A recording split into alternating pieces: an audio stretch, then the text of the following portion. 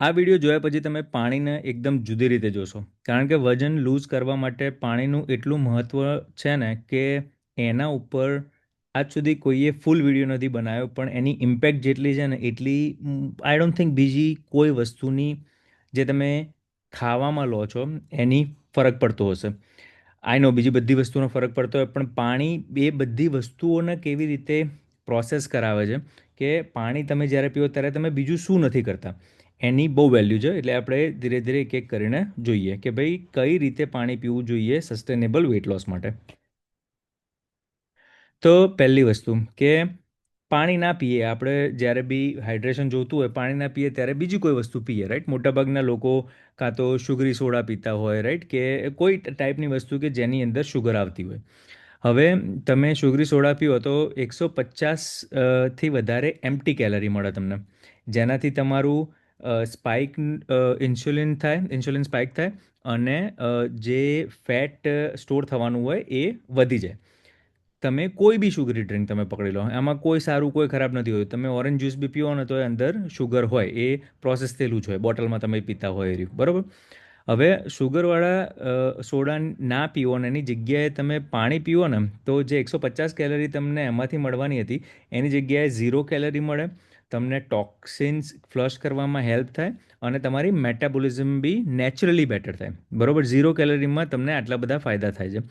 અને તમે ખાલી એક સોડા પીતા હોય ને રોજના, તો આખા વર્ષ સુધીમાં તમારું 52,000 કેલરી ઓછી થાય. તમે સાઈડમાં ગૂગલ કરીને જોજો વિડીયો જોયા પછી કે 52,000 કેલરી હું વર્ષમાં ના લઉં તો મારું વજન કેટલું ઘટે, તમે જેટલું પ્રોસેસ કરતા હોય એની કમ્પેરમાં, બરાબર. હવે આમાં મોસ્ટલી કયા 3 સિદ્ધાંતો ઉપર આપણે ફોકસ કરવાનું છે પાણીને ધ્યાનમાં રાખીને. પહેલું છે કે પાચન તંત્ર, રાઈટ, કે ભાઈ ચયાપચય કહેવાય આપણે, કે મેટાબોલિઝમ બેઝિકલી, કે drinking 500 ml of water boost resting calorie burn by up to 30%.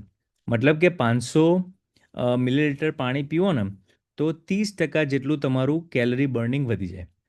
પછી થર્સ્ટ ટ્રેપ, કે ભાઈ તરસનો જે ભ્રમ લાગે છે તમને, કે ભાઈ યોર બ્રેન કન્ફ્યુઝિસ થર્સ્ટ વિથ હંગર. તમને અમુક વાર ખાલી તરસ જ લાગી છે, કારણ કે તમારી બોડીને પાણીની જરૂર છે. તમારું મગજ કહે છે કે મને પાણી આપો, પણ તમને એવું લાગે છે કે ભાઈ આ તો ભૂખ લાગી છે.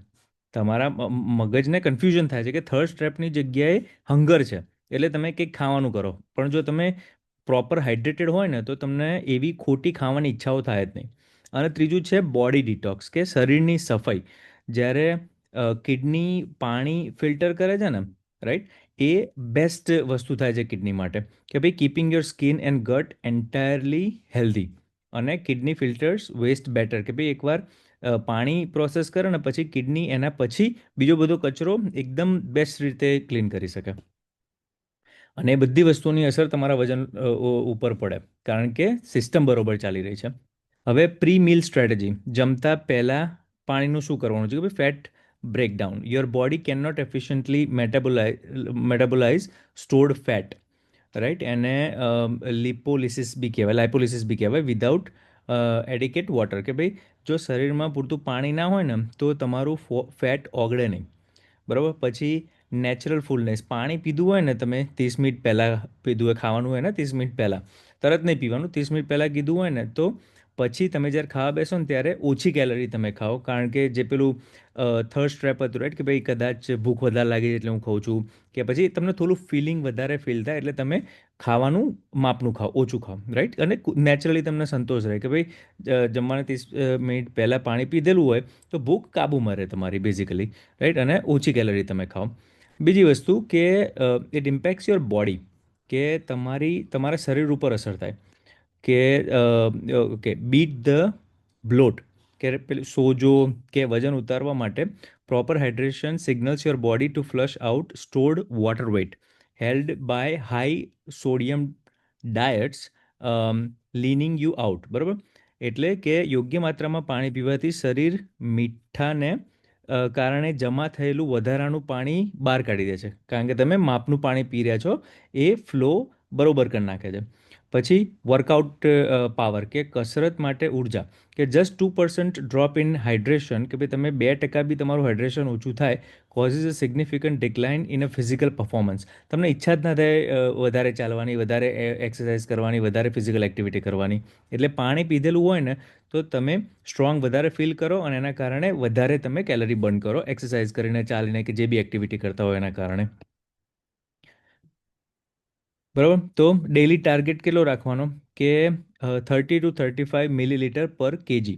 તમારું જેટલું વજન હોય એને આટલા મિલીલીટર જોડે મલ્ટીપ્લાય કરી દેવાનું. અને drink to your weight, right, કે ભાઈ this is a golden formula, કે ગોલ્ડન ફોર્મ્યુલા છે કે use your urine as a guide, કે aim for pale yellow, right.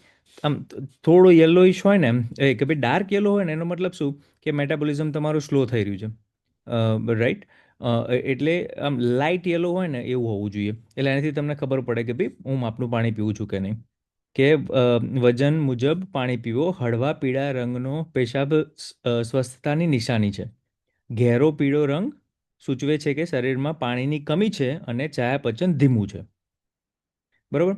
હવે ટેમ્પરેચર ઇમ્પેક્ટ, તાપમાનની અસર. પાણી આપણે પીએ, બરોબર, તો ડિહાઇડ્રેશન હોય તો ગરમીને કારણે જો ડિહાઇડ્રેશન બી હોય તો તમારું મેટાબોલિઝમ સ્લો થાય, તમને બ્રેઇન ફોગ થાય અને ફેટ બર્નિંગ તમારું ધીમું થઈ જાય.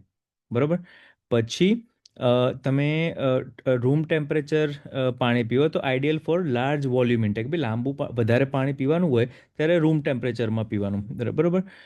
Body burns slight extra calorie to heat it, કે ભાઈ બોડી થોડું ગરમ કરવા માટે એને હીટ કરતો હોય. બહુ ઠંડુ પાણીની હું પ્રિફર નથી કરતો, પણ સાયન્ટિફિકલી એવું કહેવાય છે કે ભાઈ થોડું ઠંડકવાળું પીધું હોય તો એને ગરમ કરવામાં બોડી વધારે કેલરી બર્ન કરે છે. આપણે રૂમ ટેમ્પરેચર પીવાનું. સવારે આપણે પીએ છીએ એક ગ્લાસ થોડું હનાયું કરીને, થોડું ગરમ કરીને પીએ છીએ. એ સવાર માટે, રહે ભાઈ નીચે શું લખ્યું છે કે ખૂબ ગરમ પાણી aids digestion but hard to drink in a high volume, કે ભાઈ ડાયજેશન બેટર થાય છે પણ બહુ બધું પાણી પીવાનું હોય ને તો ગરમ બહુ પીવો તો ના મજા આવે, રાઈટ, તમને એમાં સ્પેશિયલી બહાર ગરમી વધારે હોય ત્યારે. એટલે હાઈ વોલ્યુમ માટે આપણે પાણી વધારે પીવાની જરૂર છે, પણ ગરમ પીવો તો બહુ ના પીવાય, રાઈટ. એટલે રૂમ ટેમ્પરેચરમાં પીવાનું. ખાલી સવારનો ગ્લાસ જે આપણે પીએ છીએ થોડું ગરમ કરીને પીવાનું, હનાયું કરીને.